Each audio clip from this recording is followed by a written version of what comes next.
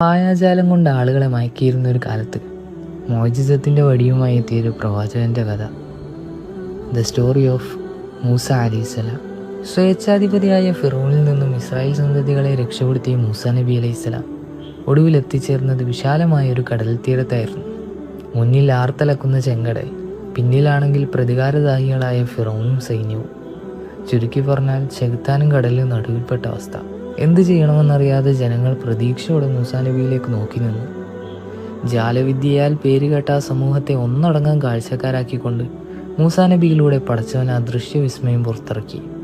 ഫഔഹൈനാ ഇലാ മൂസ അൻ ഉദ്രിബ് ബിഅസാക്കൽ ബഹർ. പടച്ചവനാണല്ലോ പറഞ്ഞത്. മൂസാ നബി മറിച്ചൊന്നും ചിന്തിച്ചില്ല. തൻ്റെ കയ്യിലുണ്ടായിരുന്ന വടികൊണ്ട് ചെങ്കടലിൽ അടിച്ചു. ഫൻഫലഖ ഫകാന കുല്ലു ഫിർഖിൻ കത്തൗദിൽ അദീം. ജനങ്ങൾ നോക്കി നിൽക്കെ ചെങ്കടൽ രണ്ടായി പിളർന്നിരിക്കുന്നു. രണ്ടു വശങ്ങളിലും ഉയർന്നു നിൽക്കുന്ന തിരമാലകൾക്ക് നടുവിൽ വിശാലമായ ഒരു വഴിയും രൂപപ്പെട്ടിരിക്കുന്നു.